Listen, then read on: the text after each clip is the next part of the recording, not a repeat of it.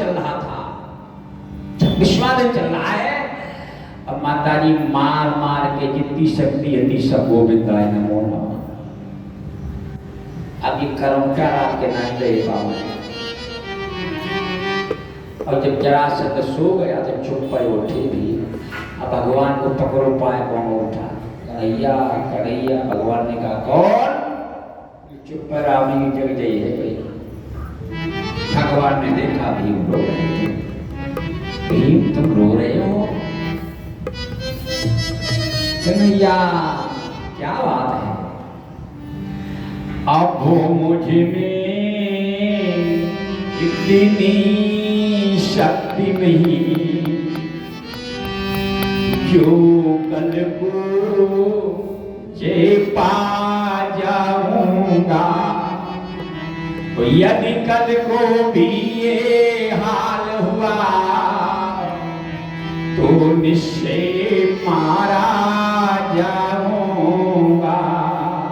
रो रही थी। भगवान ने की चिंता न करो, अमृतमयी हाथ घुमाया, पीड़ा हटी। भगवान ने कहा कल हम तुम्हें ऐसा दाव बताएंगे तुम विजयी हो जाओ। कन्हैया अब आई बता दे तो रात में प्रैक्टिस कर ले, तब तो सवेरे दाव लगी है खाना। भगवान ने की चिंता न करो, वहीं प्रैक्टिस करा दी। सवेरा हुआ, भीम पहुंचे तो जरासंध ने उठा के सुपट को मट्टी में चल रही पूरी गर्दन आंखियां की चल रही। भगवान जान गए कि अहंकार समाप्त। तो आज भगवान ने उठाया, एक दिन का दो भागों में विभाजित किया, दाया का बाया, बाया का दाया फेंक दिया। आज भीम के जीवन में स्फूर्ति आई है। पैर के ऊपर पैर रखा, दो भागों में विभाजित करके आज दाया का बाया फेंक दिया, बाया का बाया। सभी भीम भैया की जय बोल रहे। भीम कहते हैं भैया जयकारा बोलनी है तो बोलो कन्हैया लाल की। अगर गोविंद ना होती तो हमें विजय मिलने वाली नहीं थी। आज भगवान ने जरासंध के पुत्र सहदेव को राजा बनाया है। 20,000 राजाओं को बंदी गृह से निकाला है और इंद्रप्रस्थ आने का आमंत्रण दिया है। भगवान लौट के इंद्रप्रस्थ आए हैं। और जब ये राजस्व यज्ञ प्रारंभ होने जा रहा था तो यहाँ की जो व्यवस्था है, इतनी सुंदर व्यवस्था भगवान ने बांधी है कि दरबार सुसज्जित करने को है विदुर भक्त ने काम लिया।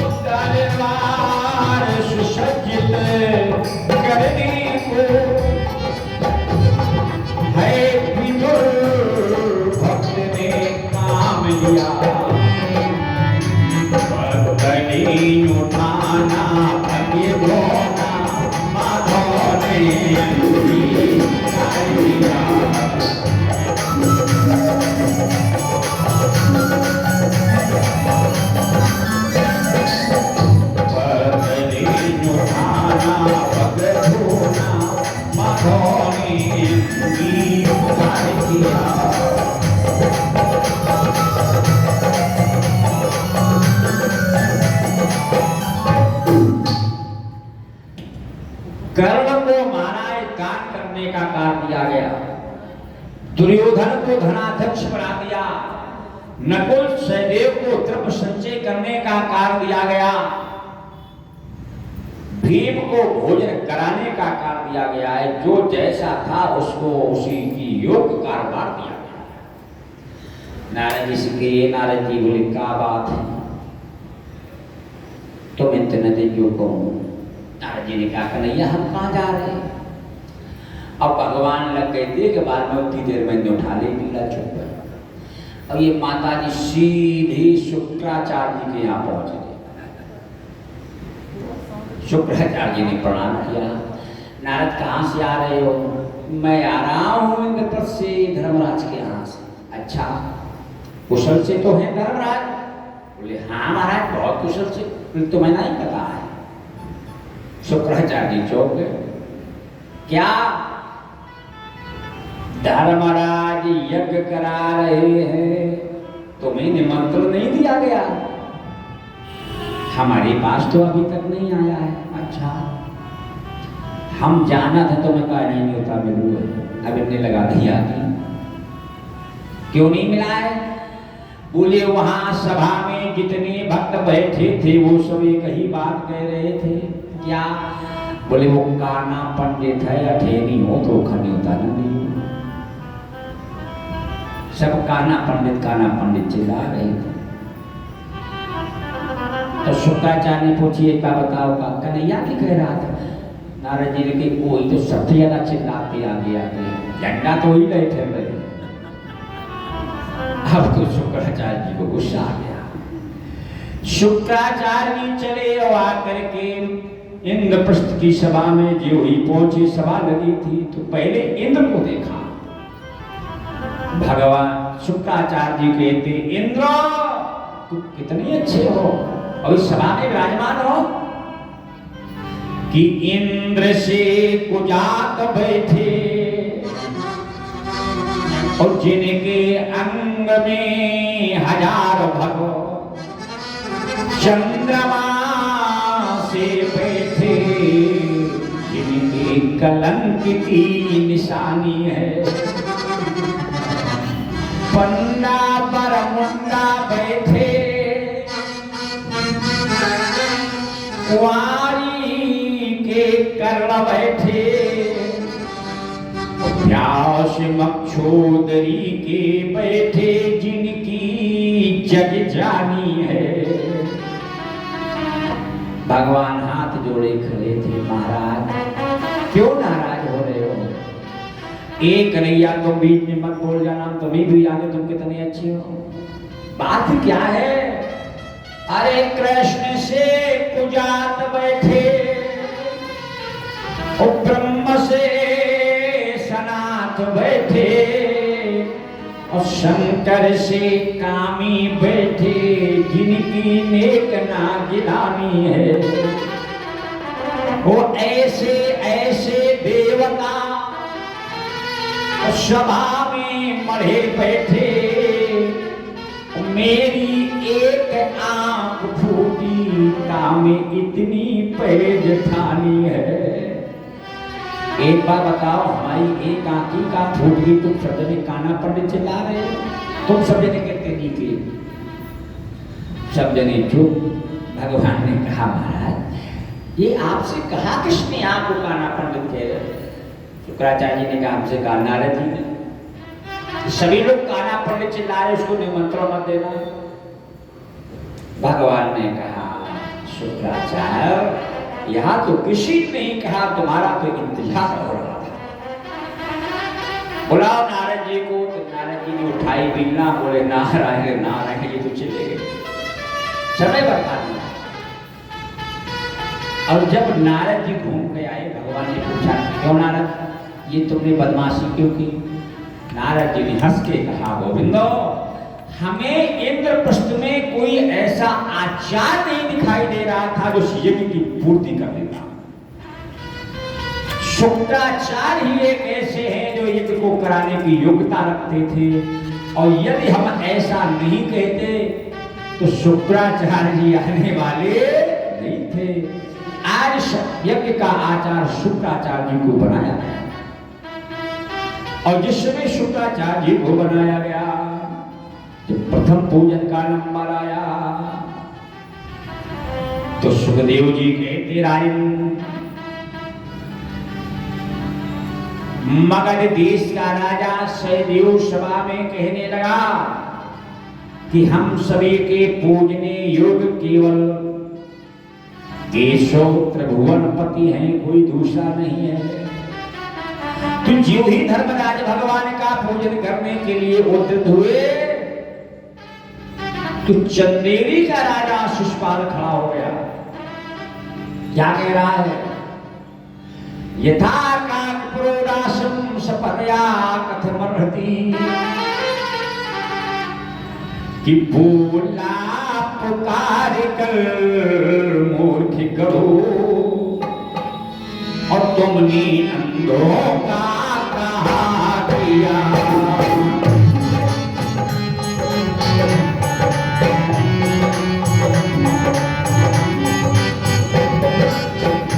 बोला पुकार कर मूर्ति करो,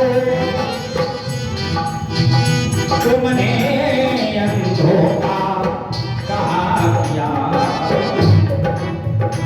इस महायज्ञ का महाभाग इस शामी वरण को खिला दिया।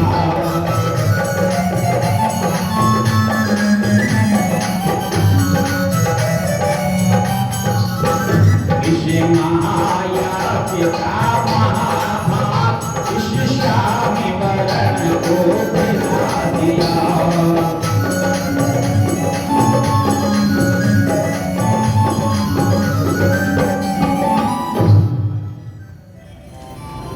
आई भगवान का गाली दी, देव ने उठाई गदा।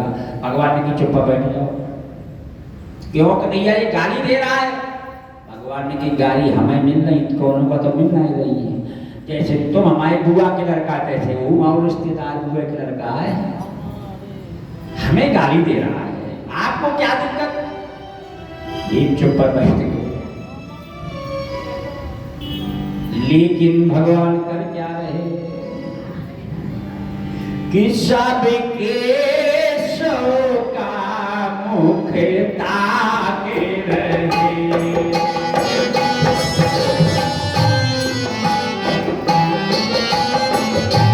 सबके सो का मुख ताके रहे।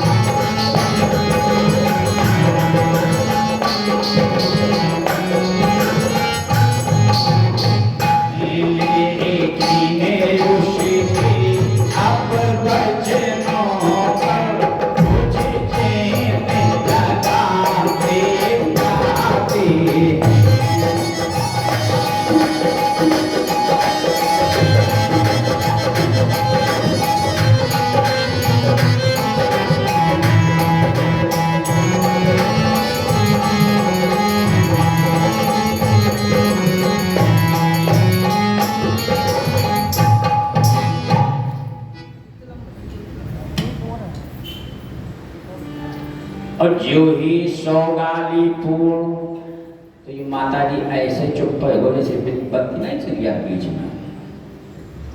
दुर्योधन की तुम गाली दो, हम बैठे देने का कारण कि हम तो वहीं तुम का चिंता करते हो गाली, उस काम वाले तमाम लगे पीछे।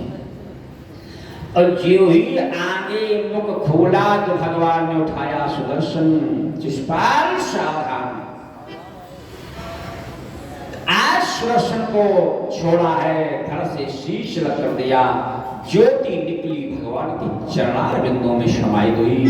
बोली शिशुपाल हरि भगवान की। ये जय और विजय में एक है। शिशुपाल और कल्पवृक्ष की दिशा अवतार चल रहा है।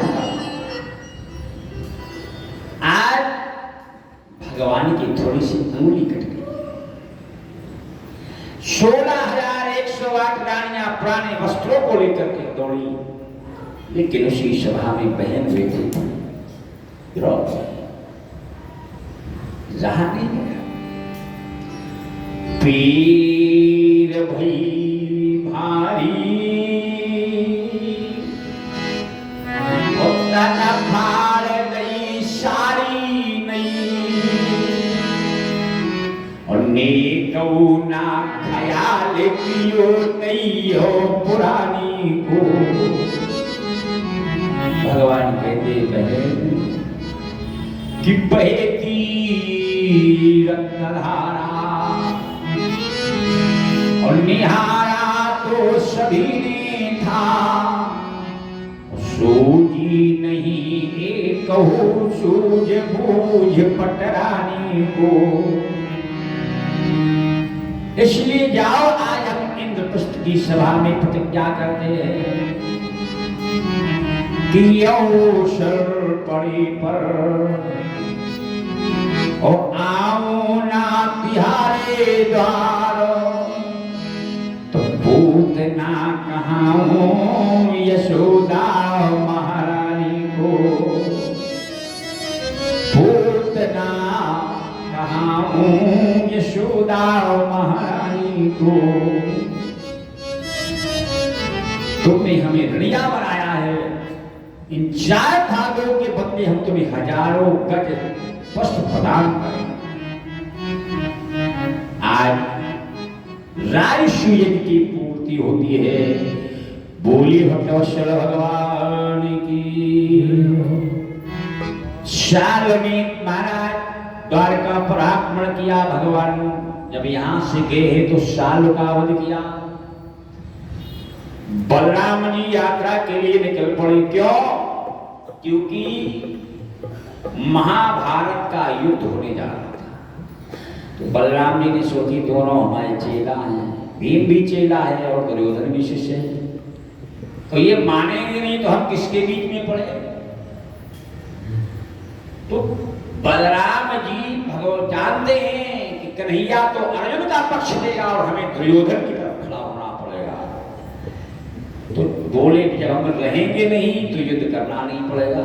तो बलराम जी महाराज तीर्थ यात्रा निकल गए, नैमिष क्षेत्र में जाकर के सूत जी का वध किया है, ऋषियों में हाहाकार मच गया है।